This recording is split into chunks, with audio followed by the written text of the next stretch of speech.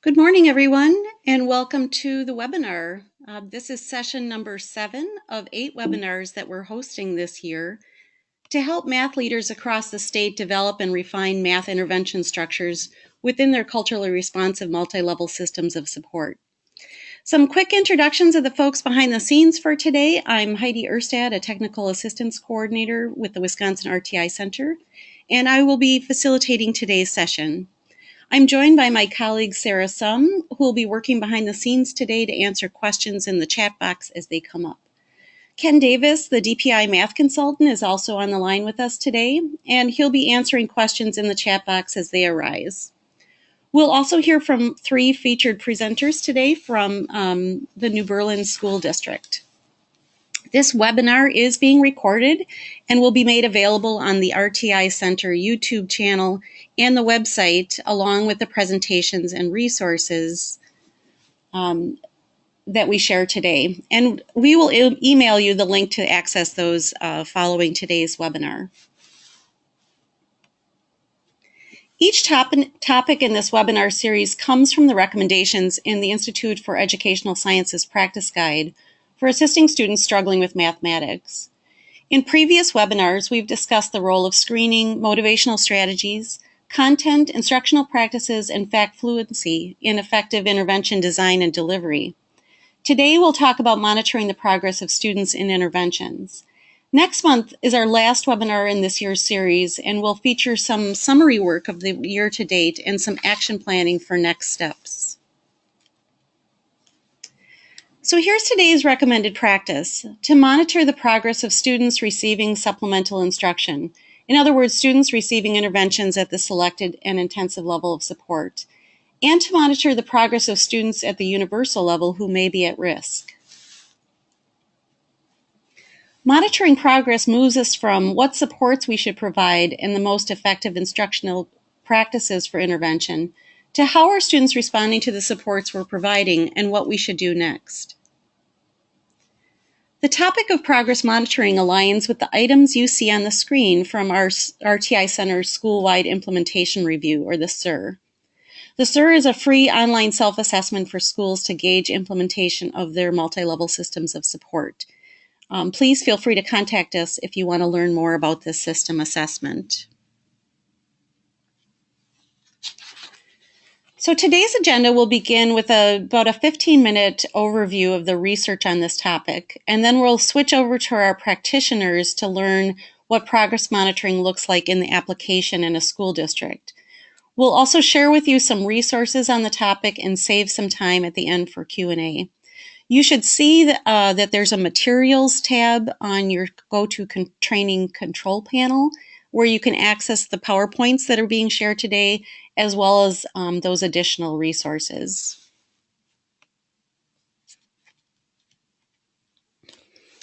At the beginning of the webinar, I asked you to put in some ideas for what you're progress monitoring in your life or work. So we saw some running performance, we saw conference progress for tasks behind the scene, some things to do to keep a healthy lifestyle. So progress monitoring is not a new concept or a concept that's specific to intervention. In fact, it's an important activity in helping us understand whether the work we're doing is making a difference. I bring this up because in education, we can sometimes get caught up in the what and the how of progress monitoring and lose sight of the why. We can also see from these examples that we can use multiple measures to progress monitor so far as they match what it is that we intend to measure. In the world of RTI and in the state of Wisconsin, progress monitoring is defined as a process used to measure student responsiveness to interventions and to evaluate the effectiveness of interventions. In other words, we can use this process in our schools to see how well individuals and groups of students are responding to the interventions we're providing. And schools can use progress monitoring data to see how effective the interventions we have in place are for the students we serve. For the purpose of this webinar, we're going to focus just in on the first part of this definition. Specifically, progress monitoring helps us answer these questions. The first 3 about individuals or groups of students, and the last question about our system. Again, we'll be focusing on the individuals and groups of students today. This slide from our progress monitoring training provides a broad outline of progress monitoring of what it entails and can be used when communicating the idea that progress monitoring is more than just a tool and some graphs. It's a process that requires collaborative decision-making for each step along the way. Before I get into specific recommendations from the IES panel, we also wanted to share this slide with you from Wisconsin's DPI. And here's why. Sometimes when we get into conversations about RTI and interventions and progress monitoring, listeners can jump right into thinking about setting up systems that meet the requirements of Wisconsin's specific learning disability eligibility rule. This slide helps us look at interventions and progress monitoring from a system perspective as a continuum of supports. We see that at the universal level, schools have a great deal of flexibility and local control over the frequency and measures used to monitor progress. This flexibility extends into Tier 2, or the selected level of supports. It's really not until we consider the most intensive level of instruction that we want to think more prescriptively and formally about the type and frequency of our progress monitoring measures so that they're consistent with what's required in the SLD rule. In other words, the SLD eligibility rule has a role in our continuum of supports, but we want to keep it in perspective and not let it define our entire system. And I know that our friends from DPI can help weigh in on this intersection and clarify as questions arise.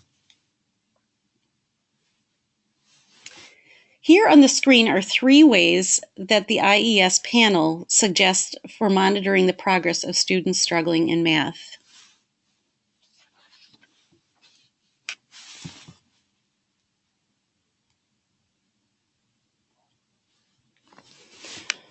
Recommendation 1 reads that at least once a month, we want to use grade-appropriate general outcome measures to monitor the progress of students in Tier 2 and Tier 3 supports and borderline Tier 1. Before we delve into this first suggestion, I do want to state up front that the RTI Center has a full-day training and numerous resources on the implementation of progress monitoring in schools. Today, we're just going to touch on some of the aspects of this process as it pertains to math interventions. Note that we are sharing additional resources in that materials tab so that you can continue to learn more beyond today. So that said, let's dive in. The first suggestion from the panel is the use of grade-appropriate general outcome measures as one part of a progress monitoring process. General outcome measures are sometimes called GOMs, CBMs, or robust indicators, sample items from concepts covered over a year to assess student progress. They provide a broad perspective on student proficiency in mathematics, especially numeracy, and are often empirically determined through correlations with other full-scale assessments. Examining student performance on general outcome measures helps us determine whether or not students are retaining information and generalizing skills as they learn math. It shows us whether or not students are improving generally, not just in the specific intervention concepts, skills, and strategies being taught at the time. They're intended to be broad measures of overall proficiency. As for grade appropriateness, this screen shows us some of the concepts the research in this area has shown to be effective general outcome measures, or robust indicators of students' broad numeracy proficiency. For students in kindergarten and grade 1, general outcome measures target concepts such as magnitude comparison, counting ability, and knowledge of place value, with increasingly complex aspects of place value and proficiency with operations for students in grades 2 through 6. The measures shown here for secondary students have less evidence than those for earlier grades, but hold promise as robust indicators of overall proficiency in numeracy. Again, examining student performance on these measures allows teachers to determine whether students are integrating and generalizing what they're learning beyond the specifics of the intervention. When choosing general outcome measures for progress monitoring, you want to consider whether the measures are technically sound. That is, you want a measure that produces consistent results. In other words, it's reliable, and provides intervention that correlates with other measures of mathematics achievement. In other words, something that's valid. You also want to look for measures that are repeatable, or multiple forms of the same measure, so that you can gauge students' rate of progress over time. Effective general outcome measures are also sensitive to small changes in performance. This helps us ensure that students are learning and making progress toward a goal through the full array of supports that they're receiving.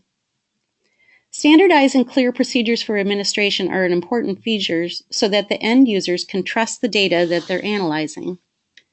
You'll also want to look for measures that are brief and efficient to administer so that you're not sacrificing valuable instructional time to assess.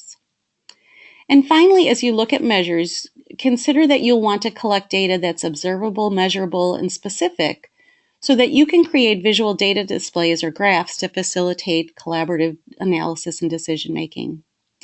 There are many general outcome measures for progress monitoring in math that are available. And I just want to say up front that the Wisconsin RTI Center and DPI do not endorse any specific products. However, we're going to share just a few examples from the research as illustrations of general outcome measures. One promising general robust indicator or general outcome measure from the research in this field is magnitude understanding. That is, the ability to comprehend, estimate, and compare the sizes of numbers, both symbolic and non-symbolic whole numbers and fractions. Magnitude understanding is separate from other numerical abilities such as counting, cardinality, arithmetic, and deals solely with understanding numbers as magnitudes that can be compared and ordered. The ability to make these finite types of magnitude comparisons is a critical underpinning of the ability to calculate and really is at the heart of number sense.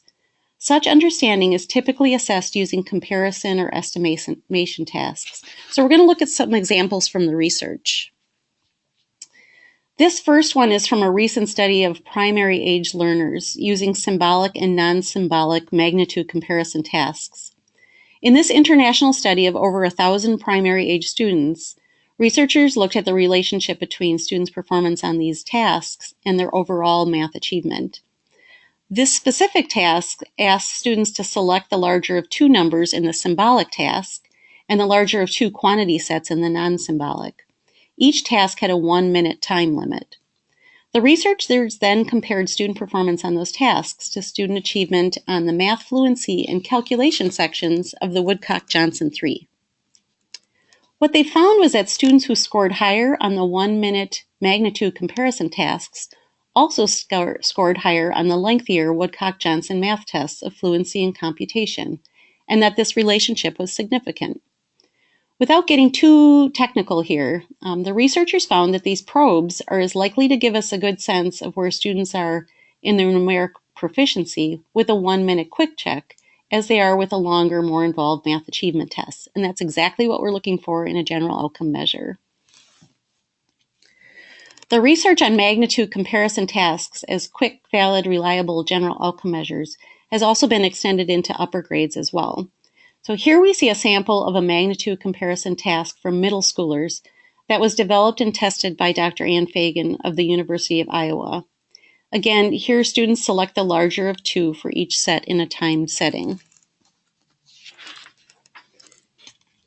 Here's another measure of that same construct, also designed by Dr. Fagan for use with middle schoolers. In this estimation probe sample, students identify the best estimate for each equation or scenario in a time setting. This final example from the research is not a magnitude comparison task, but a different type of measure used to assess overall student performance and progress in algebra. And yes, it's another Dr. Fagan study. This one is from a project called Project AIMS, where she piloted and refined 5 potential general outcome measures for algebra. The measure you see on the screen is entitled Translations. So in this task, students need to match the equations A, B, C, D at the top of the page with the corresponding graph, table, and word problem, again in a time setting. So I do want you to know that we'll provide you links to where to access those studies and research probes in the materials in the additional resources. And those are just some examples of some of the research around progress monitoring and general outcome measures. There are many other general outcome measures available to measure overall math progress. For instance, later on, we're going to hear about the use of AIMSweb, a popular general outcome measure in the New Berlin School District. At the end of this presentation, again, we'll share some of that information, including this link from the National Center for Intensive Intervention shown here. So meanwhile, back at recommendation 1, as far as frequency goes, the panel recommends that we monitor the progress of students in Tier 2 or Tier 3 interventions, along with those borderline students in Tier 1, at least monthly. In general, the greater the gap we're trying to close or greater the intensity of the intervention, the more frequently we want to monitor progress. So it may be that students who are receiving Tier 3 instruction, which is more intensive and more individualized, may be progress monitored on a weekly basis, whereas students receiving Tier 2 supports may have their progress monitored once or twice a month. The last part of this recommendation talks about progress monitoring students who are not receiving Tier 2 or Tier 3 interventions, but are nonetheless of some concern to teachers. The panel believes it's important to consider just monitoring their progress of what they call borderline students. In other words, those students whose screening puts them just above the threshold that we've established for needing intervention. It may be that those students do in fact need additional instruction, so we want to keep an eye on them. For those of you looking for more specific technical guidance on this, the panel suggests that educators monitor the progress at the universal level of students who score within one standard error of measurement of the cut score or threshold of your universal screener. If we find that students are not making expected progress through classroom instruction, we can then consider early on whether they may benefit from an intervention. So that's suggestion number 1.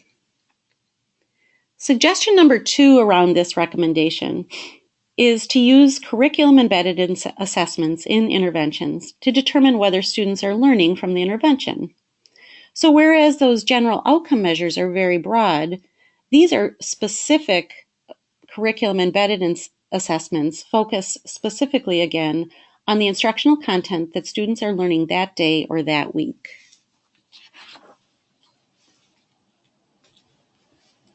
We see on the screen the characteristics of curriculum-embedded assessments. Many Tier 2 and Tier 3 interventions include these assessments, whether they're commercially developed, researcher developed, or teacher developed. These include a range of assessments from strategic use of questioning techniques during instruction to formative assessment probes to unit or mastery tests. Results of these assessments are intended to help teachers make instructional adjustments along the way, including which concepts need to be reviewed, which need to be retaught, and which have been mastered. Curriculum-embedded assessments are often administered as part of daily instruction or a periodic quick checks so that they don't consume valuable instructional time. Though these assessments don't typically have the same high technical characteristics as general outcome measures, they do provide us with critical information for interventionists because they can detect changes in daily performance of students on the concepts and skills being taught at the time. Using both general outcome measures and curriculum-embedded assessments for students receiving interventions provides schools with a fuller picture of student progress than using one without the other. This last suggestion is an important reminder that collecting data is not a good use of our time or our students' time if we're not going to do anything with it. So we want to have in place some structures to come together to look at the total of student progress and make some database decisions. In this review process, teams are generally looking to determine whether the student response to intervention is positive. In other words, is the intervention closing the gap for the students below benchmark? Teams also want to examine the rate of change. In other words, is the gap closing at a rate that will bring students in interventions up to grade level expectations in a timely way? Generally speaking, sufficient data must be collected in order for teams to accurately interpret whether the additional support is having the intended effect. Typically, review meetings are scheduled somewhere between monthly and every 6 weeks, although this can be more frequent based on the urgency of the support provided. Based on analysis of the data, teams determine whether to make adjustments to students' intervention plans. To facilitate this process, schools also often develop protocols to guide teams through a set of questions to ask when looking at the data, and a set of decision rules that guide equitable next step planning. We, again, have provided some links to available protocols and templates that you can use and adapt in the additional resources handout for this webinar.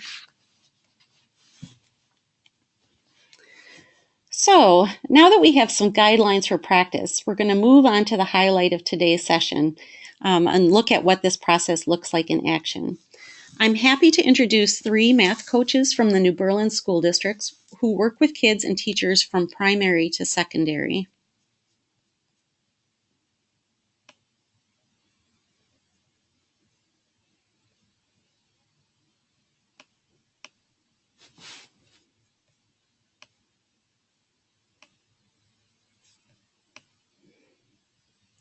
So Susan, I'm turning this over to you. Great. Welcome, everyone. I'm Susan Marshman. I'm on the left in the photo, and I'm a mathematics specialist and coach at Orchard Lane Elementary in the school district of New Berlin. I'm Deb Moore. I'm a math coach at Poplar Creek Elementary in New Berlin. I am in the center of the photo. I'm Trudy Whalen. I am the math coach at New Berlin West Middle High School. Great. So we are going to overview our practices in the school district of New Berlin. Trudy and I both are on the school district's RTI Guiding Coalition as math representatives, Trudy for secondary and I am for elementary.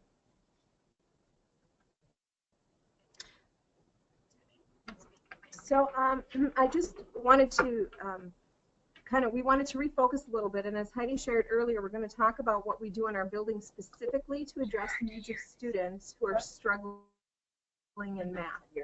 Specifically, we're going to focus on recommendation 7 in the IES Practice Guide, monitoring the progress of students in intervention. So as recommended in the guide for Tier 2 and 3, you should be using or assessing progress with both general outcome measures at grade level as well as the curriculum embedded measures. And we do utilize both with all of our students who are in intervention. Specifically for the general outcome measures, the recommendations are that they're 5 to 10 minutes in length. They occur monthly, although we do utilize them more frequently. Every week for Tier 3, every other week for Tier 2 in our buildings. And you know, as was shared earlier, there's an array of concepts that are covered over 1 year. It's a broad perspective on proficiency. And we choose measures, the measures that we do use, there is evidence to support reliability, validity, and ability to identify growth. Great. So in the school district of New Berlin, the Guiding Coalition for RTI has given or studied different progress monitoring tools, and we use the Ames Web Probes for mathematics and also the Ames Web Probes for literacy. So determining the measure to use, Ames has progress monitoring in both math calculations and mathematics problem solving, and in Ames Web, the math calculations, there's a computation probe that we call the MComp, or that's called the MComp, and a problem solving concept and application that we refer to, or Ames refers to, as the MCAP.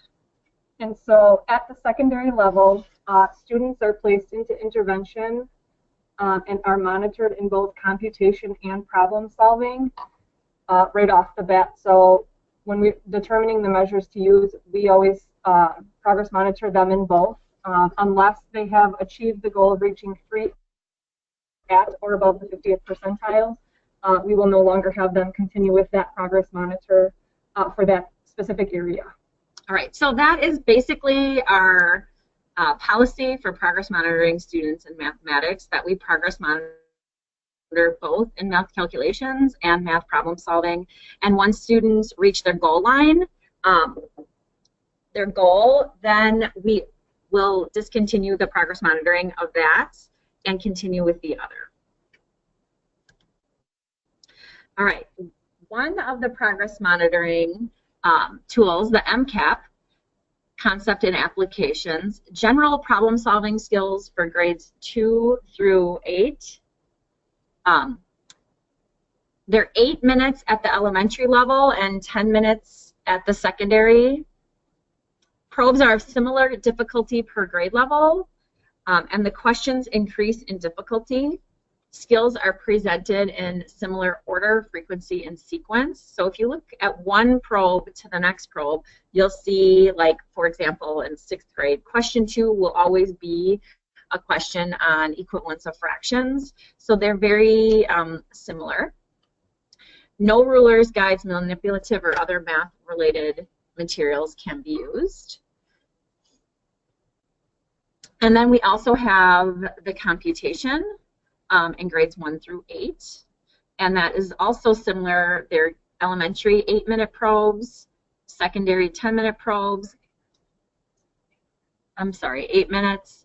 Probes are similar difficulty again, so you can do the probes actually in any order, which helps teachers when we add new students into an intervention that they can pick up and do whatever probe the group is doing at the time.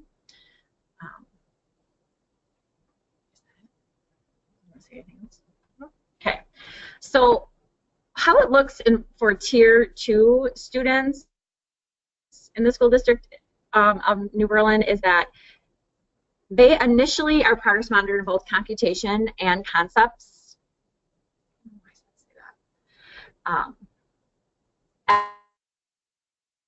Every 3 weeks. So we have an RTI handbook that gives specific guidance. And so students, the recommendation is to progress monitor students at least every 3 weeks. And we have even identified it's every 3 weeks, not 3 weeks of instruction. So like if there's a vacation week in there, we still count that. You monitor the data, and we progress monitor at the student's grade level, and high school has an exception. So Ames Web does not have high school probes that we can use for that, but what they did is they took the 8th grade probes. So we use the 8th grade probes, and they've normed them at each different level in high school. So our 9th grade students will take the 8th grade probe, but we use the 9th grade norms to identify whether or not or what percentile they fit in relation to whether or not they can exit or if we continue that. Okay, so we determine a baseline for both the MComp and the MCAP when students enter intervention, and there's some recommendation that you might want to do those baselines prior to we have a meeting called a pupil service team meeting, so you can bring that data and use that data at the meeting, or you can baseline after the meeting. So we use a baseline and have that information, and we'll show you how we input that data into our documents where we analyze data. Also, that the progress monitoring is implemented with fidelity, and there's a little checklist to say, like, these are the guidelines for implementing the progress monitoring with Ames Web. Tier 2 students, we set a goal line at the 50th percentile using the spring norms. So whatever the 50th percentile is in the spring, that's the student's goal line, but we do check within the season we're in, fall, winter, spring, to see if they've met the 50th percentile within that season when we use that to determine exit criteria. Tier 3 is done somewhat similar to Tier 2. Students being progress monitored in a Tier 3 setting are monitored in computation, problem solving, or both. Upon entering a Tier 3 intervention, we calculate a baseline for each student by finding the median of 3 probes for each of the areas they will be progress monitored in. So if they come in and we're going to progress monitor them in both computation and problem solving, we will give them 3 and use the median of those scores to determine their baseline. These students are monitored weekly using the probes for his or her grade level. However, our high school students, as indicated before, use the 8th grade probes, which Ames Web has normed for each individual high school grade level. The goal line for these students is set using the spring norms 25th percentile identified by Ames Web. Once that 25th percentile is achieved on 3 separate probes, the student will move to a Tier 2 intervention. That would be determined through our PST process. As the data is being monitored during the intervention, if a student is not making sufficient progress, the intervention is adjusted accordingly.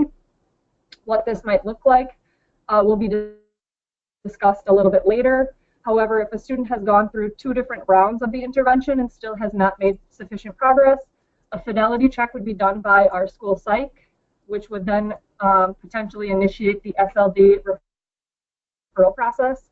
And the fidelity varies by intervention resource and may include some teacher feedback as well.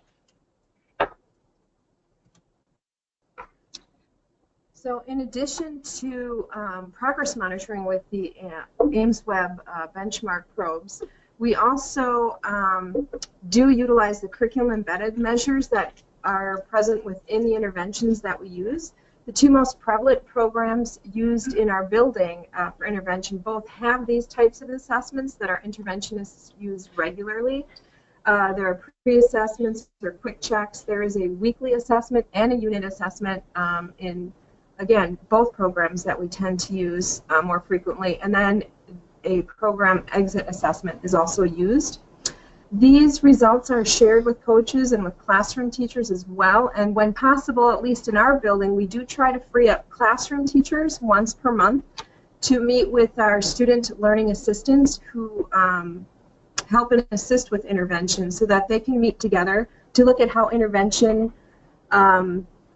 work can connect to the work that they're also engaging in their classrooms. So we do utilize the curriculum embedded measures as a regular part of our progress monitoring for students. Great. And each of our schools run their intervention systems a little bit different based on the needs of our students. So while Deb might say her interventionists or her student learning assistants meet with the teachers to discuss these, in my building, Orchard Lane, we have teachers implementing interventions for the grade level, and if students are in 2 interventions, then we might utilize our student learning assistants to give a second intervention in a block in the afternoon.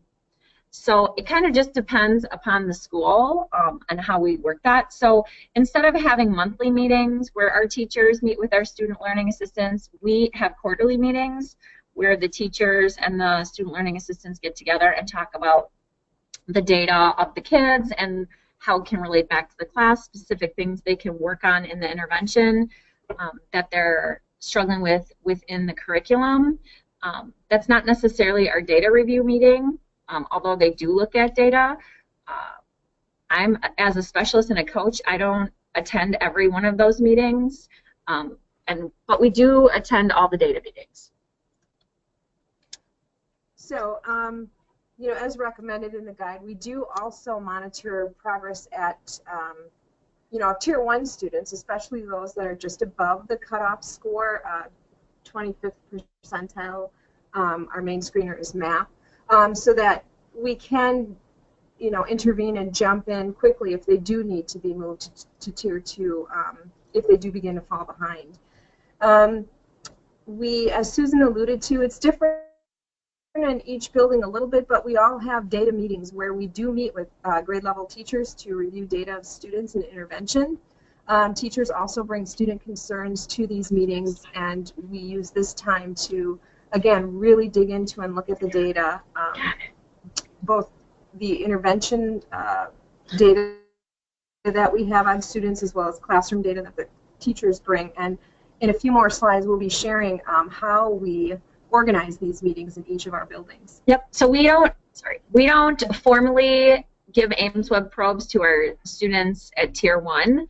At times, when we've brought them to our pupil service team, we may have given them a baseline and use that data to determine that we are not going to move them into an intervention. We are just going to technically create a watch list and and monitor their progress. Typically, those kids are in our intervention block, some kind of support for mathematics, that we can monitor classroom performance and then monitor what work they're doing in our intervention block or our support block. Yeah, and at the secondary level, we have something similar to kind of what Susan just described. Is, you know, we review the data and we have the watch list. If we need to, if we feel like we need another piece of data, we'll give one of the progress monitors. But if we have some students that kind of fall in that tier 1, they don't really qualify or need something necessarily at a tier 2 level, we have some structures in place in our secondary building where the teachers can assign them to a flex, which is kind of, students can go get help from teachers, but they can be requested from teachers or assigned as well. And then we also have a math lab that is available for them to go get assistance during study hall. And if we feel the need, we will also use that kind of as a transition and assign students there also.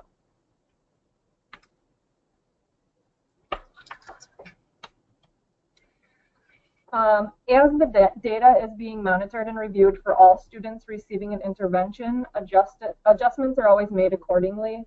At a tier 2 level, if students are not making sufficient progress, the resource being used for the intervention may change completely, or we may simply adjust it to incorporate more instruction around a specific need a student may have. So I had a teacher who noticed that some students needed more computation, so we talked about adding something in, not changing the resource, but just adding in a component that would give them a little more intensive computation support and work. If we have completed 2 rounds of intervention and the student is still not making progress, the student's name would then be brought to the PST and the data to discuss the possibility of a tier 3 intervention. At a tier 3 level, if students are not making sufficient progress, the resource being used for the intervention may change completely, or we may try to adjust the group size. So if it's a group of 3, we might try to make it more one-on-one.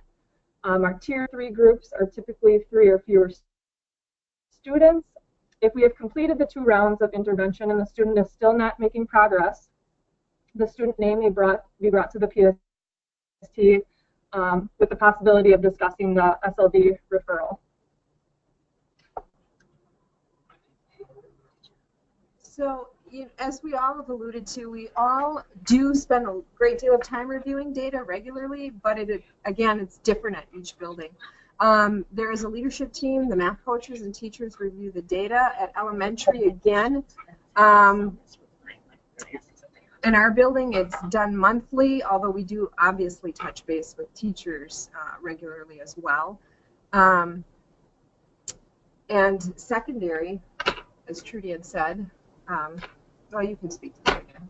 So at the secondary level, students, we actually have the students chart their own progress in order for them to see how close they're achieving the goal set in Ames Web. I actually meet with our teachers, our intervention teachers, every month. So after they give that progress monitor, I'll sit down with them. Some months they give 2, but I usually meet with them just at the end of the month or right after they give the second one if there are 2. And we just go through each student. They pull out these sheets. It's real quick because they already kind of know. We discuss any adjustments that might need to be made, possible exits, or anything else they feel might need to be addressed.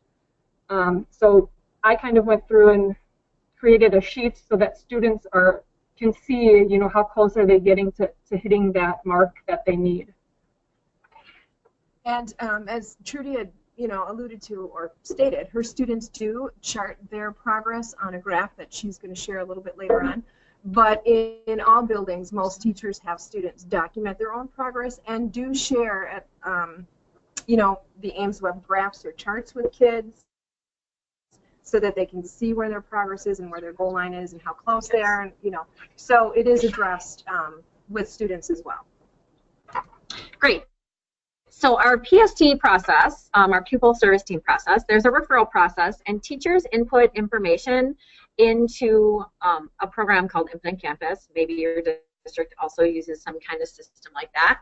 So we have a tab where they fill out some general information, like what are their scores for particular assessments. There's a note section. When and if they've contacted the parents, but most importantly, they fill out on there strategies that they've tried in Tier 1 to try to help the student. So we have them go in and fill out the strategies. And then we take notes during the actual meeting about the student. We might enter their progress monitoring baseline data if we've already given it. And then at that meeting, we have our administrators, our coaches. Typically in my building, I also have a literacy specialist / coach. We both attend those meetings, so someone can take notes and the other person can lead the meeting. Our school psychologist, counselors at the secondary level, and of course the classroom teachers. The purpose of those meetings would be to review the data and make some of the decisions. So prior to the meeting, teachers fill out the tab in Infinite Campus and enter their notes and the data that they want us to review. And before the meeting, all the members of the team review that data and come up and brainstorm with what could be additional strategies to try within the classroom, or ideas of how we might group that student in an intervention if we already have existing groups, or really to start thinking about how can we creatively use our resources if we were to add that student to an intervention. At the meeting, we talk about the concerns and possible strategies and what are the next steps.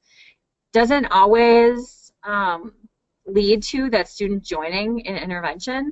We look at that data and what strategies teachers have tried prior to that meeting and make those decisions.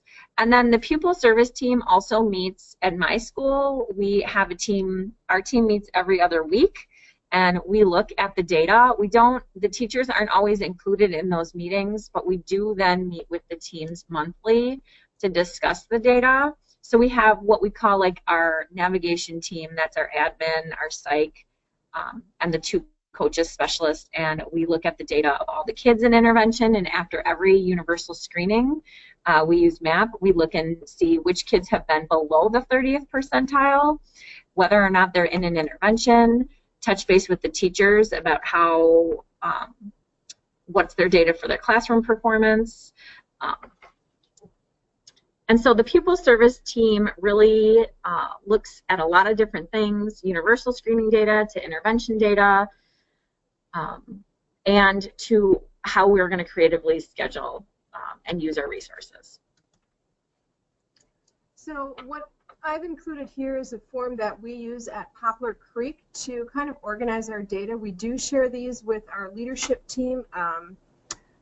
Same as at Orchard Lane, it's our administrators, the 2 coaches. We also have a lit coach here in the building, and our school psych, and we look at data as a small leadership team. And then when we have our monthly meetings with grade level teachers, this is kind of our guiding document.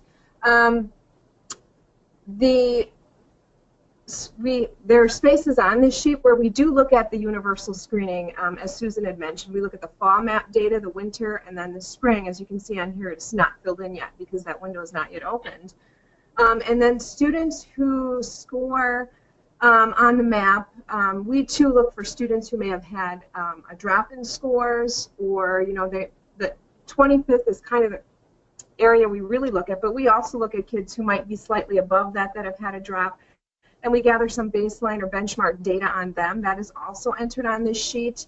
To the far right is where we put the recommendations. Not all students who are brought to these meetings are put into a Tier 2 or 3 intervention. As you can see, some of them are left in Tier 1, and we really work at core instruction and and that's where my role would come in, working in the classroom with teachers to support that core instruction at Tier 1. And so there's another second page where we put specific notes about kids. And again, it's not just about kids who are informal Tier 2 or 3. It's about any kids who we might have concerns about. And on the bottom of the document, it's really helpful. We have the MComp and MCAP fall, winter, spring percentiles, 10th, 25th, 50th, that we kind of use as well when we look at data to see where the kids are performing. So it's just a really nice, neat document, one per grade level, that kind of organizes our data all in one place for us. Great. Here's another example. This is an example at Orchard Lane where we have a Google Doc system where we have the student's name and then basically keep notes in there. We do have this snip is just from kids that are in Tier 2, but if we come and bring a kid up to talk about their data with the pupil service team, or even if a grade level team wanted to add a student, we do have pages where we have Tier 1 intervention, or Tier 1 support, where we're just keeping them in a Tier 1 and offering support. They may or may not have had a baseline. And then we have some notes in here about like what is their math data, and then the probes. So these probes are specifically looked up on what is their exact percentile for that particular season.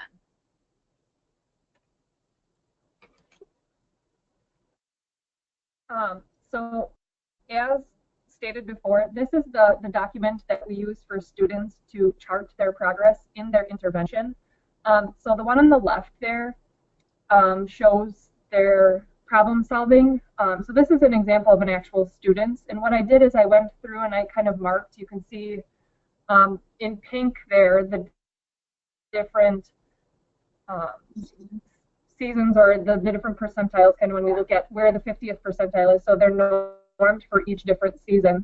So in the fall, where is the 50th percentile? That's the dotted line. So the student knows if I'm almost to that dotted line or above it, I've hit the 50th percentile. So it really lets them see what do I need to do in order to achieve their goal of obviously getting out of this intervention. And then down below, we always chart their math data. And I marked on there with X's where they should be for their grade level, so where that grade level norm is. And then they always put a little circle where they actually are, so they can again see how they're making progress with those.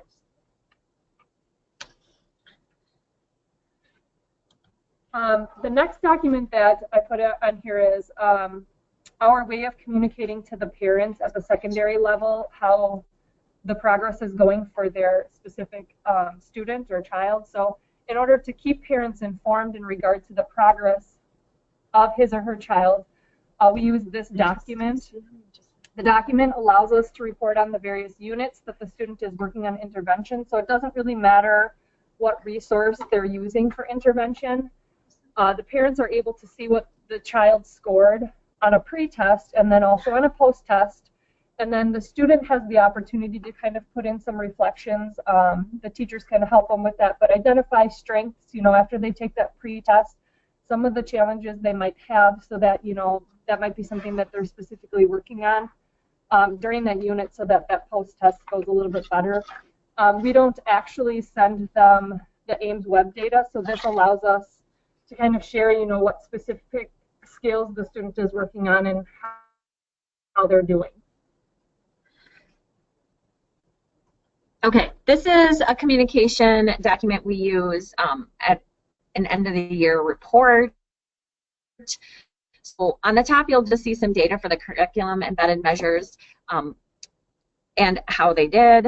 And on the bottom is just a snip of an Ames web graph. So what you'd see is the black line is the goal line, and the red line is the trend line, and you can see that the student is trending below their goal. So we would look at these specific percentiles and have conversation, but it would look like at this particular student might be a time to move an intervention because the goal line is trending below, or the trend line is below the goal line.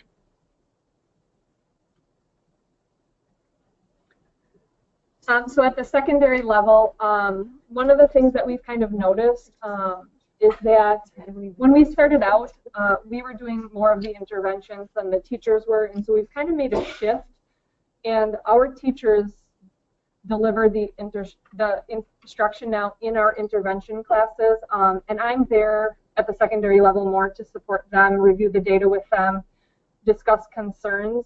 So they're also now monitoring that data and becoming more aware of it, and, having those conversations with students, which has allowed our teachers to kind of take more ownership in it, as well as our students, because they're filling out the sheets to kind of document their progress as well.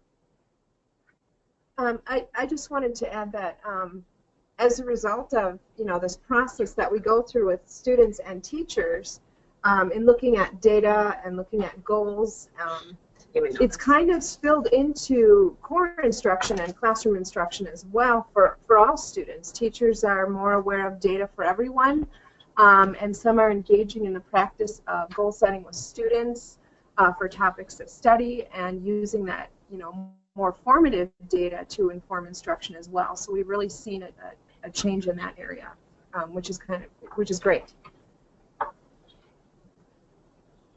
All right, so process outcomes.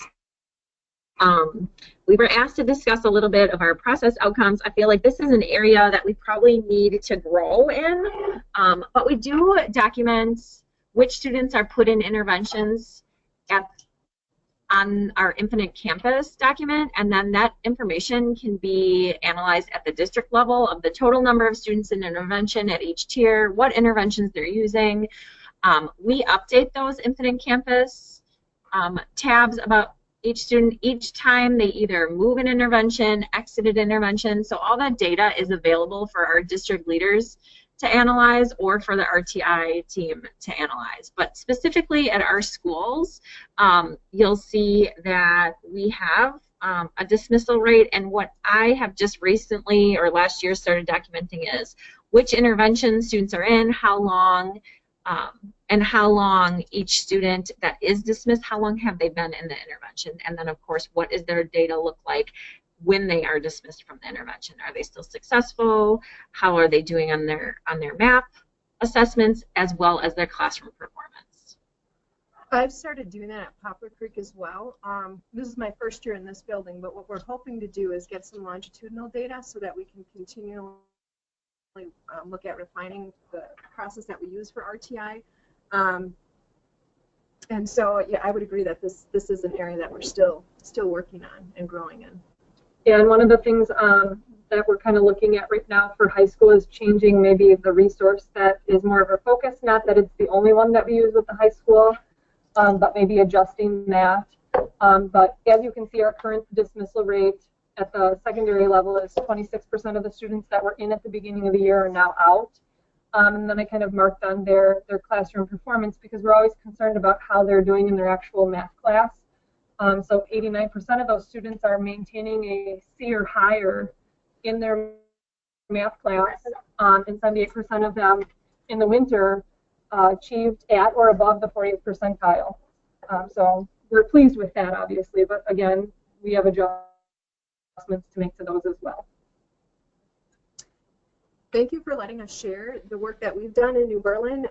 And again, it's not perfect. There's areas and opportunities for growth, but we're excited with the processes and procedures we have in place now, and are looking forward to looking at that data that we're starting to gather to see how we can even further improve our work.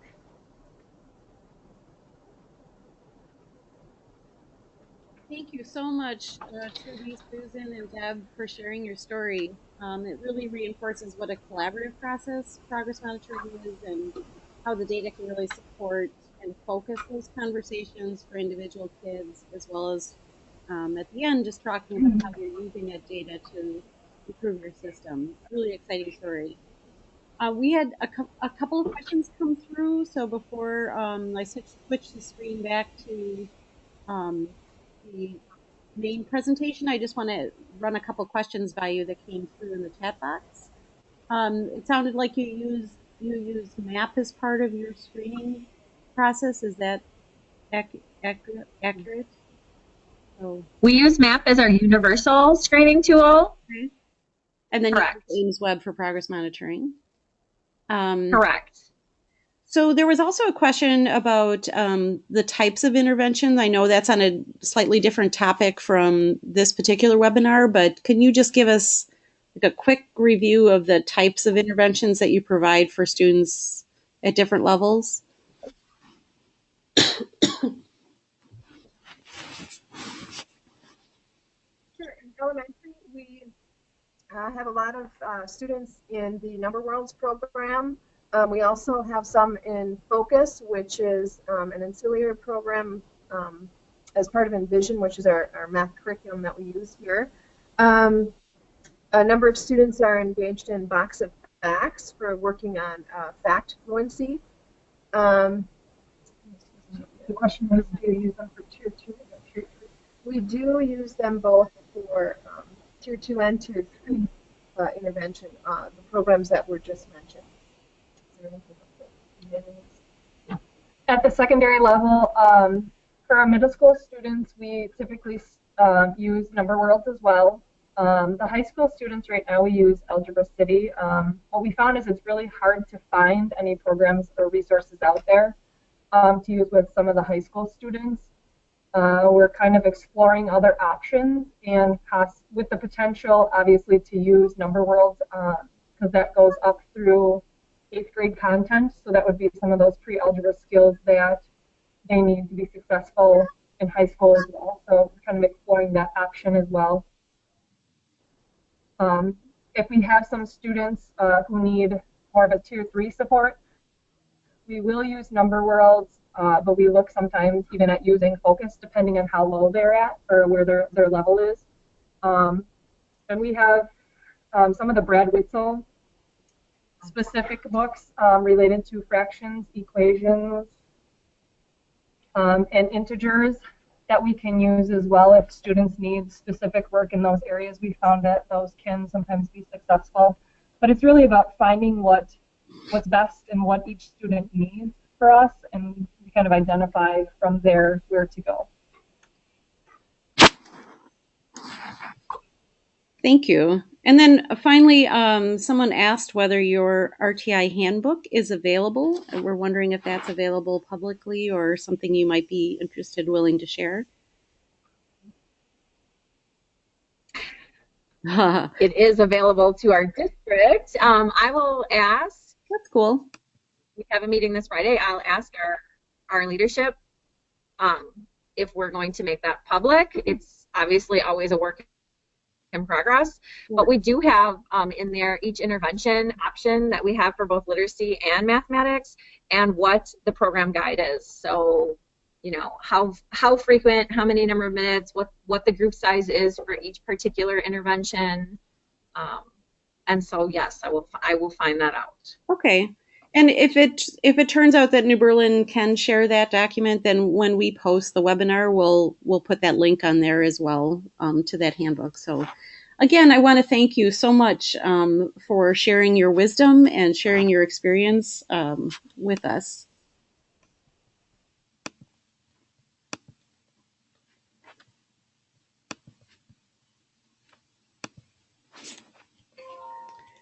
So I want to close out this webinar just by sharing some simple, profound words from a great assessment guru, Rick Stiggins, that when we think about assessment, it should improve what we're doing in the classroom. It should improve our learning.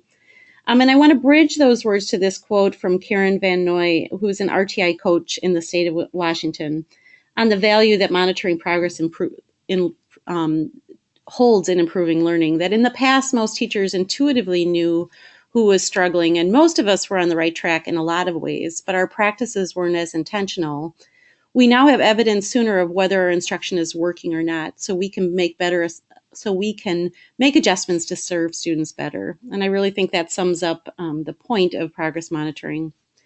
I do want to share with you that in the materials tab, you have a link to additional resources, including the research that we showed today, as well as some data meeting templates, and protocols that you can adapt and use in your school. We will stay around for questions and answers, but I do want to make sure to announce that our last webinar session for this year will be coming up on May 17th, and we hope that you join us there. We want to thank you for attending, and especially to thank our New Berlin presenters, Susan, Deborah, and Trudy, for sharing their wisdom and their story. I do want to let you know that when you leave this webinar, you'll be asked 2 quick questions, and I just think it's such a great gift to give our presenters give them the gift of feedback. So if you would just take 30 seconds to provide them with some specific feedback that we can pass along to them as a way of thanking them for sharing their story and their wisdom with us. Thank you, everyone, for participating. Watch for an email that shows you where this webinar will be posted, and have a great day.